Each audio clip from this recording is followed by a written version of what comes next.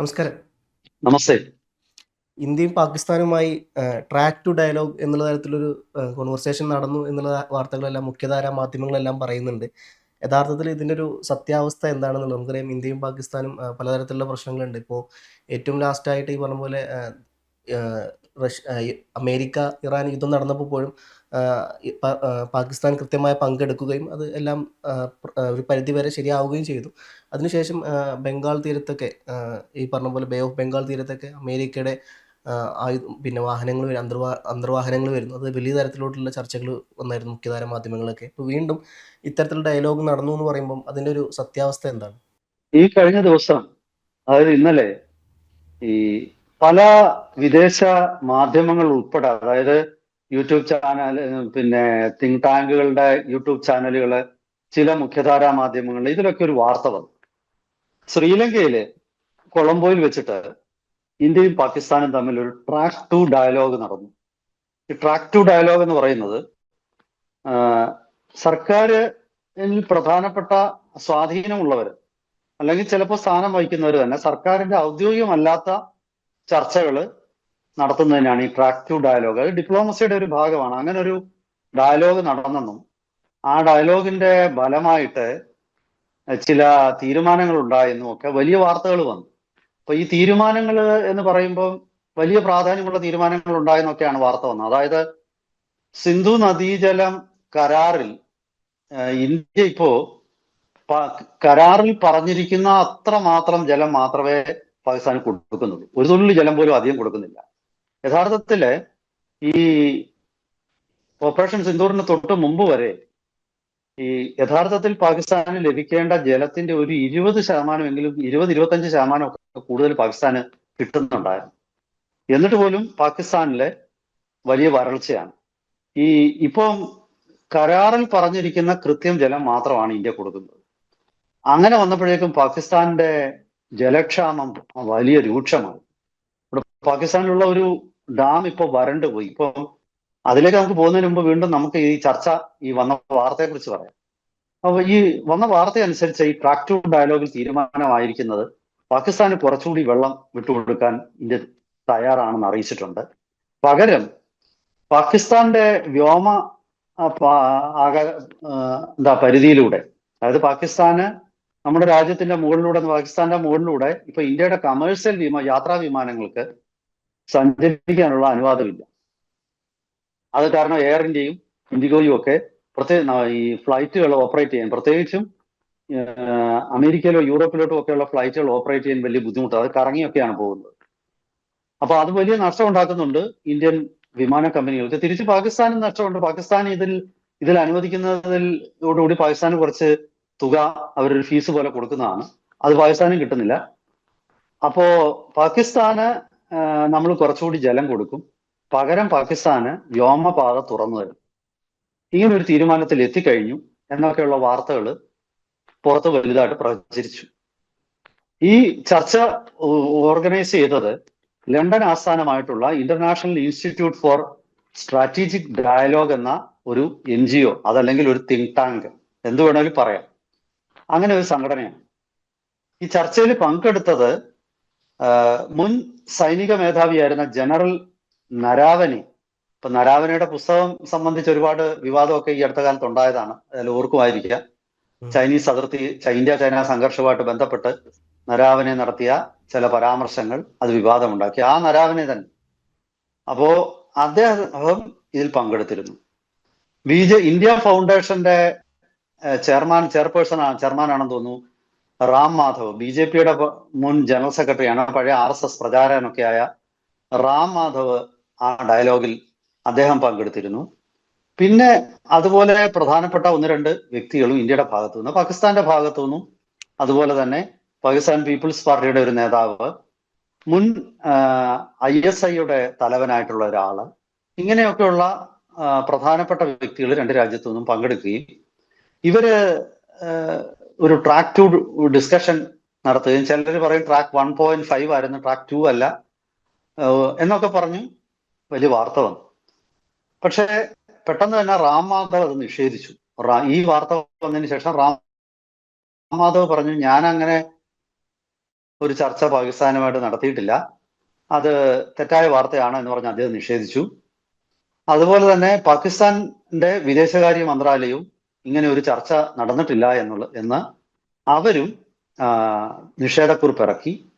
അതോടുകൂടി ഞാൻ പറഞ്ഞ ഒരു വാർത്തയുടെ സാങ്കത്യം നഷ്ടപ്പെട്ടു. പക്ഷെ എന്നാലും ചിലർ പറയുന്നത് ഇതൊരു തുടക്കമായിരുന്നു. അതായത് ഇന്ത്യയും പാകിസ്ഥാനും തമ്മിൽ ചർച്ച നടത്തുകയാണെങ്കിൽ ഭാവിയിൽ എങ്ങനെയായിരിക്കും ഇന്ത്യയിലെ ഒരു മൂഡ്, അതായത് ഡിസിഷൻ മേക്കേഴ്സിന്റെ മൂഡ്, പൊതുജനങ്ങളുടെ ഒരു മൂഡ്, ഇതെങ്ങനെയായിരിക്കും എന്ന് അറിയാനാണ് ഈ ഒരു വാർത്ത പുറത്തുവിട്ടത്. പക്ഷെ വലിയ എതിർപ്പ് ഈ വാർത്ത വന്നതിനെ തുടർന്നുണ്ടായി. അതായത് ഇപ്പോ BJP ആയിട്ട് ബന്ധപ്പെട്ട ഒരുപാട് കേന്ദ്രങ്ങളും ദേശീയവാദികളായിട്ടുള്ള ഒരുപാട് ആൾക്കാരും അതുപോലെ കോൺഗ്രസിന്റെ തന്നെ ചില ആൾക്കാർ തന്നെ ഇതിലെ ഒരു അസ്വസ്ഥത പ്രകടിപ്പിച്ചു. അതായത് പാകിസ്ഥാന്റെ വ്യോമപാത തുറക്കുന്നതിന് ഇത്ര വലിയ വില കൊടുക്കണോ, എങ്കിൽ പിന്നെ മോദി എന്തിനാണ് ഈ വലിയ വാചകം അടിച്ചതെന്ന് കോൺഗ്രസുമായിട്ട് ബന്ധപ്പെട്ട പലരും ചോദിച്ചു. അത് തന്നെ BJP ആയിട്ട് ബന്ധപ്പെട്ട ഒരുപാട് കേന്ദ്രങ്ങളിൽ നിന്നും ഈ ഒരു ചോദ്യം വന്നു. അതായത് ഇന്ത്യ ഓപ്പറേഷൻ സിന്ദൂർ തുടങ്ങിയപ്പോൾ ഇന്ത്യ പ്രഖ്യാപിച്ചിരുന്നത് വെള്ളവും രക്തവും ഒരുപോലെ ഒഴുകില്ല എന്നുള്ളതാണ്. പാകിസ്ഥാൻ പൂർണ്ണമായിട്ടും തീവ്രവാദ ക്യാമ്പുകൾ ഡിസ്ബാൻഡ് ചെയ്യാതെ കാരണം എത്രയോ ഇന്ത്യൻ പൗരന്മാരുടെ, ഇന്ത്യൻ പട്ടാളക്കാരുടെ, ഇന്ത്യയുടെ വിലപ്പെട്ട ജീവനുകൾ നഷ്ടപ്പെടുന്ന ഒരു സ്ഥിതിയാണ് പാകിസ്ഥാൻ പ്രവർത്തിക്കുന്ന ജെയ്ഷെ മുഹമ്മദിന്റെയും ലഷ്കർ ഇ തയ്യബയുടെയും അതുപോലെ മറ്റ് തീവ്രവാദ സംഘടനകളുടെയും പ്രവർത്തനം മൂലം ഉണ്ടാകും. ഈ ഒരു സാഹചര്യത്തിൽ പാകിസ്ഥാന് വെള്ളം കിട്ടുന്നില്ല എന്നുള്ളത് പാകിസ്ഥാന്റെ കുഴപ്പമാണ്, പാകിസ്ഥാന്റെ ജിയോഗ്രഫിക്കൽ പ്രത്യേകതയാണ്. ഇന്ത്യയും പാകിസ്ഥാനും തമ്മിൽ കരാറിൽ ഒപ്പിട്ട പ്രകാരം അതിൽ ഒരു തുള്ളി വെള്ളം പോലും പാകിസ്ഥാന് കൊടുക്കില്ല. പാകിസ്ഥാനിലെ ജനം മരിക്കുകയോ ജീവിക്കുകയോ അതൊരു പ്രശ്നമല്ല, അത് അവരുടെ പ്രശ്നമാണ്. അവര് ജലം കണ്ടെത്തണം. അവര് സമുദ്രത്തിലെ ജലം, ഇപ്പൊ ഗൾഫിൽ നദികളൊന്നുമില്ലല്ലോ, അവിടെ ആൾക്കാർ ജീവിക്കുന്നില്ലേ. അതുപോലെ തന്നെ പാകിസ്ഥാൻ കടൽ വെള്ളം ശുദ്ധീകരിക്കാനുള്ള പ്ലാന്റുകൾ ഉണ്ടാക്കണം. അത് പാകിസ്ഥാൻ സർക്കാരിന്റെ ഉത്തരവാദിത്തമാണ്. പാകിസ്ഥാനിലെ ജനങ്ങളുടെ കുടിവെള്ള ഉറപ്പുവരുത്തുന്നത് ഇന്ത്യയുടെ ഉത്തരവാദിത്തമല്ല. രണ്ടും രണ്ട് രാജ്യമാണ്. ഒരു വലിയ നയതന്ത്ര ബന്ധം പോലും പരിമിതമായിട്ടുള്ള യാതൊരു രീതിയിലുള്ള കച്ചവടവും ഇല്ലാത്ത ഈ രണ്ട് രാജ്യങ്ങളിൽ പാകിസ്ഥാന്റെ ഭൗമശാസ്ത്രപരമായ പ്രത്യേകതകൾക്ക് പരിഹാരം കണ്ടെത്തേണ്ടത് ഇന്ത്യയുടെ ഉത്തരവാദിത്തമല്ല. ഇന്ത്യയുടെ നൂറുകണക്കിന് ആൾക്കാരുടെ ജീവൻ നഷ്ടപ്പെട്ടിടത്ത് ഈ രക്തമൊക്കെ ഒഴുകിയതിന് പാകിസ്ഥാൻ തിരിച്ച് രക്തം തരുമോ? ഒരു കാരണവശാലും നടക്കില്ല എന്ന അതിശക്തമായ പ്രതിഷേധ എതിർപ്പാണ് ഇന്നലെ ഈ വാർത്ത വന്നതിന് ശേഷം ഉണ്ടായത്.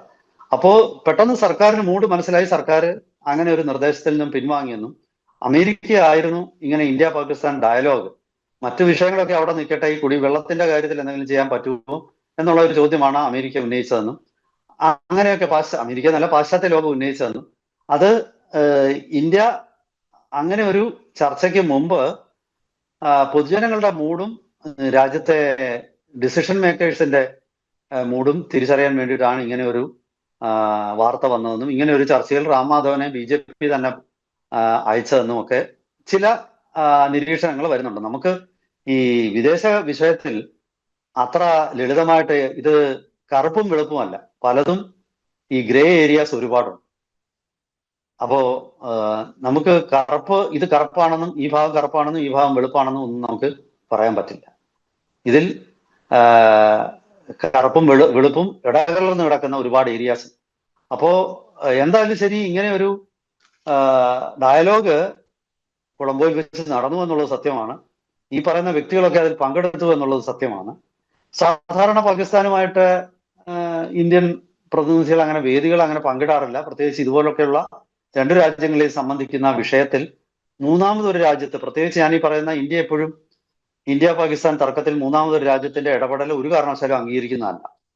അപ്പോ മൂന്നാമതൊരു രാജ്യത്ത് വെച്ച് ഈ ചർച്ച നടക്കുമ്പോൾ ഏതാണ്ട് അവരുടെ ഒരു മധ്യസ്ഥത പോലെ അത് വരാം. പക്ഷെ ആ മധ്യസ്ഥത ഇന്ത്യക്ക് താല്പര്യമില്ല. പക്ഷെ എങ്കിലും ഈ ട്രാക്ക് 2 എന്നുള്ള നിലയ്ക്ക് രണ്ട് വ്യക്തികൾ പോയതാണ്, അത് നമുക്കത് കാര്യമൊന്നുമില്ല എന്ന് സർക്കാരിന് കൈ കഴുകുക. അതിനെ തുടർന്നുള്ള പബ്ലിക് മൂഡില് അവർക്ക് കുറച്ച് വെള്ളം കൊടുക്കാം എന്നുള്ള ഒരു മൂഡ് രാജ്യത്തെ ജനങ്ങളുടെ ഇടയിലും ഡിസിഷൻ മേക്കേഴ്സിന്റെ ഇടയിലും ഉണ്ടെങ്കിൽ അവർക്ക് അത്തരമൊരു സൗജന്യം ചെയ്യാം എന്നൊക്കെയുള്ള, കാരണം പാകിസ്ഥാനെ സംബന്ധിച്ച് ഭീകരമായ വരൾച്ചയിലേക്ക് പാകിസ്ഥാൻ നീങ്ങിയിരിക്കുകയാണ്. ഈ പാകിസ്ഥാനിലെ മഴ കാലാകാലങ്ങളായിട്ട് കുറഞ്ഞുകൊണ്ടിരിക്കുകയാണ്. അതായത് ഇപ്പോ പാകിസ്ഥാനിൽ നിന്ന് വരുന്ന വാർത്തകൾ പറയുന്നത്, പണ്ടൊക്കെ സിന്ധില് ഈ ഇൻഡസ് നദി അറേബ്യൻ കടലിനോട് ചേരുന്ന ഭാഗത്ത് ഒരു 2 കിലോമീറ്റർ 3 കിലോമീറ്റർ വരെ മാത്രമേ അപ്സ്ട്രീമിൽ ഉപ്പുവെള്ളം കയറാറുള്ളൂ. അതായത് ഉപ്പ് രസം കടലിൽ നിന്ന് തിരിച്ച് വെള്ളം കയറുന്നത് വളരെ പരിമിതമായി. പക്ഷെ ഇപ്പൊ അങ്ങനെയല്ല. ഇപ്പൊ ഏതാണ്ട് 20 കിലോമീറ്റർ 25 കിലോമീറ്റർ ഉള്ളിലേക്ക് വരെ പലപ്പോഴും വേലിയേറ്റ സമയത്ത് ഉപ്പുരസം വെള്ളത്തിൽ ഉണ്ടാകാറുണ്ട്. അതിന്റെ അർത്ഥം നദിയിലെ ഒഴുക്ക് കുറഞ്ഞു എന്നാണ്. മാത്രവുമല്ല, ഇപ്പോ പാകിസ്ഥാനിലെ വലിയ സംഘർഷം നടക്കുന്നുണ്ട്. പാകിസ്ഥാനിലെ സിന്ധ് പ്രൊവിൻസിലുള്ള ആൾക്കാര് അവരുടെ ഒരു പരാതി അല്ലെങ്കിൽ പ്രതിഷേധം, ഈ നദി ഒഴുകി വരുന്ന ആദ്യ ഭാഗത്ത് പഞ്ചാബാണ്, പഞ്ചാബ് പ്രവിശ്യയാണ്. ഇപ്പൊ വാഗാ ബോർഡർ അങ്ങനെയൊക്കെ നമ്മുടെ ഏറ്റവും അടുത്ത് കിടക്കുന്ന പഞ്ചാബാണ്. പാകിസ്ഥാന്റെ ഇന്ത്യയുമായിട്ടുള്ള ഏറ്റവും അടുത്ത് കിടക്കുന്ന നഗരം എന്ന് പറയുന്ന ലാഹോറാണ്. ലാഹോർ ഈ വാഗാ ബോർഡറിൽ നിന്ന് ഒരു 25 കിലോമീറ്റർ പോയാൽ ലാഹോർ നഗരം എത്തി. അപ്പൊ അത്ര അടുത്താണ് ലാഹോർ നഗരം. ആ ലാഹോർ നഗരം ഉൾപ്പെടെ ഉള്ളിടത്ത് അവരുടെ ആവശ്യത്തിന് വെള്ളം എടുത്തിട്ട് സിന്ധിലോട്ട് വിടുന്നു. അപ്പൊ ഈ നദിയുടെ പാകിസ്ഥാനിലോട്ട് സിന്ധു നദി പ്രവേശിക്കുന്ന ഭാഗത്തുള്ള ജനങ്ങള് ഈ ഭൂരിഭാഗം വെള്ളം ഉപയോഗിച്ച് തീർത്തിട്ട് ബാക്കി എന്തെങ്കിലും ഉണ്ടെങ്കിൽ ഈ സമുദ്രത്തോട് ചേർന്ന് കിടക്കുന്ന ഭാഗത്തുള്ള ജനങ്ങളെ സംബന്ധിച്ച് വലിയ നഷ്ടമാണ് അതുകൊണ്ട്. അപ്പൊ ചുരുക്കി പറഞ്ഞാൽ അവിടെ തമ്മിലടി തുടങ്ങി. ഈ അവൈലബിൾ ആയിട്ടുള്ള വെള്ളം എങ്ങനെ ഉപയോഗിക്കണം അത് അവർക്ക് നിശ്ചയമില്ല. പാകിസ്ഥാൻ ഉണ്ടായ കാലത്തെ ജനസംഖ്യ എന്ന് പറയുന്നത് വളരെ കുറവായിരുന്നു. അന്ന് ഈ വെള്ളം മതിയായിരുന്നു. അന്ന് ഇന്ത്യയിലും ജനസംഖ്യ കുറവായിരുന്നു. ഇന്ത്യയിലും പാകിസ്ഥാനിലും പിന്നെ ജനസംഖ്യ കൂടിയെന്നുള്ളത് കൊണ്ട് കരാറ് കൂടുതൽ വെള്ളം കിട്ടില്ല. കരാറ് നിശ്ചിതമാണ്. ഇത്ര ഗ്യാലൻ വെള്ളം വളരെ നിശ്ചിതമായിട്ട് കൃത്യമായിട്ട് എഴുതിയിട്ടുണ്ട്. പക്ഷെ പണ്ട് ഇന്ത്യ ഒരുപാട് ഇളവ് കൊടുക്കുമായിരുന്നു. അതായത് 3 പടിഞ്ഞാറൻ നദികളുടെ വെള്ളം മുഴുവൻ പാകിസ്ഥാനും 3 കിഴക്കൻ നദികളുടെ വെള്ളം ഇന്ത്യക്കും ആണെന്നുണ്ടെങ്കിലും കിഴക്കൻ നദികളിൽ ഒരെണ്ണത്തിന്റെ വെള്ളം ഇന്ത്യ ഉപയോഗിക്കുന്നില്ലായിരുന്നു. കാരണം അതങ്ങ് പാകിസ്ഥാനിലോട്ട് ഒഴുകി പോകായിരുന്നു. ഇപ്പൊ അവിടെ ഡാം പണിയുക, ഒറ്റ തുള്ളി വെള്ളം പോലും പാകിസ്ഥാൻ ഇനി കൊടുക്കാനിടയില്ല. അപ്പോ നിശ്ചയമായിട്ടും പാകിസ്ഥാനെ സംബന്ധിച്ച് എനിക്ക് തോന്നുന്നു അവർക്ക് മറ്റു വഴി തേടേണ്ട വരും. സമുദ്രത്തിലെ ഉപ്പ് ഡീസാലിനേഷൻ പ്ലാന്റുകളാണ് ഗൾഫിലുടനീളം GCC രാജ്യങ്ങളിലെല്ലാം തന്നെ ഡീസാലിനേഷൻ പ്ലാന്റിൽ നിന്നാണ് അവര് ഉൽപ്പാദിപ്പിക്കുന്നത്. പക്ഷെ വലിയ ചെലവേറിയ ഒരു പ്രോസസ്സാണത്. കാര്യം കോടിക്കണക്കിന് ഡോളർ ഇൻവെസ്റ്റ് ചെയ്താൽ മാത്രമേ അത് ചെയ്യാൻ പറ്റുള്ളൂ. പാകിസ്ഥാനും ആ ഒരു രീതിയിലുള്ള ഡീസാലിനേഷൻ പ്ലാന്റുകൾ നിർമ്മിക്കേണ്ട വരും. ഇന്ന് വെള്ളം അതുപോലെ അവൈലബിൾ ആയിട്ടുള്ള വെള്ളം, മഴവെള്ളം ഒക്കെ തന്നെ കൃത്യമായ രീതിയിൽ സംരക്ഷിക്കാനുള്ള പദ്ധതികളൊന്നും പാകിസ്ഥാനിലില്ല. പാകിസ്ഥാനെ സംബന്ധിച്ച് ആർമി, ആയുധം, ഈ 2 വിഷയങ്ങൾ ഒഴിച്ച് ബാക്കി ഒന്നിലും അവർ ശ്രദ്ധിക്കാറുണ്ട്. അപ്പോ അതിന്റെ ഒരു തിക്തഫലമാണ്. അതിൽ ഇന്ത്യ ഉത്തരവാദിയല്ല എന്നുള്ള നിലയിലേക്ക്. അപ്പൊ ഇന്നലത്തെ ഈ അതിശക്തമായ പ്രതിഷേധം കാരണം ഇന്ത്യ ഗവൺമെന്റ് പാകിസ്ഥാനുമായിട്ടുള്ള ചർച്ചകളിൽ നിന്നും പൂർണ്ണമായിട്ട് മാറി നിൽക്കുകയാണ്. അപ്പോൾ പാകിസ്ഥാനും നാണക്കേടാണ്. ചർച്ച വേണ്ട എന്ന് പറയുന്ന ഒരാളുടെ അടുക്ക വന്നിട്ട് അയ്യോ ഞങ്ങളുടെ കാര്യം ഒന്ന് പരിഗണിക്കണം, നമുക്കൊന്ന് ഇരിക്കാം എന്ന് പറയാനുള്ള നാണക്കേട് അവർക്കും ഉണ്ടായി. അവരുടെ വിദേശകാര്യ മന്ത്രാലയം ഇങ്ങനെ ഒരു ട്രാക്ക് 2 അല്ലെങ്കിൽ ട്രാക്ക് 1.5 എന്ന രീതിയിലുള്ള ഡയലോഗുകൾ പാകിസ്ഥാൻ ഇല്ല എന്നുള്ള ഒരു ക്ലാരിഫിക്കേഷൻ അവർ ഇന്നലെ തന്നെ നൽകി. എന്തായാലും വീണ്ടും ഇന്ത്യ പാകിസ്ഥാൻ തമ്മിലുള്ള തർക്ക വിഷയങ്ങൾ വീണ്ടും പഴയപടി തന്നെ നിലനിൽക്കുകയാണെന്നും അതിൽ സ്റ്റാറ്റസ് കോ മെയിൻറ്റെയിൻ ചെയ്തിരിക്കുകയാണെന്നുള്ളതാണ് ഏറ്റവും ഒടുവിലത്തെ പുറത്തു വരുന്ന വിവരം. യഥാർത്ഥത്തിൽ പാകിസ്ഥാനെ സംബന്ധിച്ചിടത്തോളം വരും ദിവസങ്ങളിൽ ഇതൊരു വലിയ ബുദ്ധിമുട്ടായിട്ട് തന്നെ വരും. കാരണം പാകിസ്ഥാനിലെ ഇപ്പോൾ ഉണ്ടാകുന്ന ഒരു ഇന്റേണൽ പ്രതിസന്ധികൾ, ഇപ്പോൾ ഉദാഹരണത്തിന് ഓക്യുപ്പൈഡ് കാശ്മീരിലെ ഈ വലിയ രീതിയിലുള്ള പ്രക്ഷോഭങ്ങൾ, അതുപോലെ ബലൂചിസ്ഥാനിലെ വലിയ രീതിയിലുള്ള പ്രക്ഷോഭങ്ങൾ, സിന്ധിലും ഇങ്ങനെ ഒരു പ്രതിഷേധം ഉണ്ടാകാനുള്ള സാധ്യതയാണ് ഈ ജലദൗർലഭ്യ നിമിത്തം ഇപ്പോൾ പുറത്തു വരുന്നത്. സിന്ധ്, കറാച്ചി എന്ന പാകിസ്ഥാന്റെ എക്കണോമിക് ഹബ്ബ് സിന്ധിലാണ്. അതാണ് പാകിസ്ഥാനെ സംബന്ധിച്ച ഒരു വലിയ വിഷയം. മറ്റൊരു സ്ഥലത്തും ഇപ്പൊ പാകിസ്ഥാനിലെ പ്രവിശ്യകൾ എടുത്താല് പാകിസ്ഥാന്റെ ബഹുഭൂരിപക്ഷ സ്വത്തും പഞ്ചാബ് പ്രവിശ്യയാണ് കൈകാര്യം ചെയ്യുന്നത്. പഞ്ചാബികളാണ് പാകിസ്ഥാന്റെ അധികാര കേന്ദ്രങ്ങളിലെ 80%-ലധികം. സിന്ധിൽ നിന്ന് അപൂർവമായിട്ട് ആൾക്കാർ വരാറുണ്ട്. അത് ആ ബേനസീർ കുടുംബം കാരാണ്, സിന്ധ് നേറ്റീവ്സ് ആണ്. ബലൂചിസ്ഥാൻ അല്ലെങ്കിൽ ഖൈബർ പക്തൂൺവ എന്നീ പ്രവിശ്യകളിലൊന്നുമുള്ള ആൾക്കാർ പലപ്പോഴും ഭരണത്തിലൊന്നും അവർക്ക് വലിയ സ്വാധീനമൊന്നും ഉണ്ടാവാറില്ല. പ്രത്യേകിച്ച് ഖൈബർ പക്തൂൺവായില് ഉള്ള താമസക്കാര് അവര് പഷ്തൂൺസ് ആണെന്നും അവര് അവർ അഫ്ഗാനികളാണെന്നും ഉള്ള ഒരു ചിന്തയിലാണ് അവരെ പഞ്ചാബികൾ ട്രീറ്റ് ചെയ്യുന്നത്. അവർക്ക് പരസ്പരം ഇഷ്ടമല്ല. അങ്ങനെയുള്ള ഒരു ട്രൈബൽ ലോയൽറ്റീസ് ഉള്ള ഒരു സാഹചര്യമാണ്.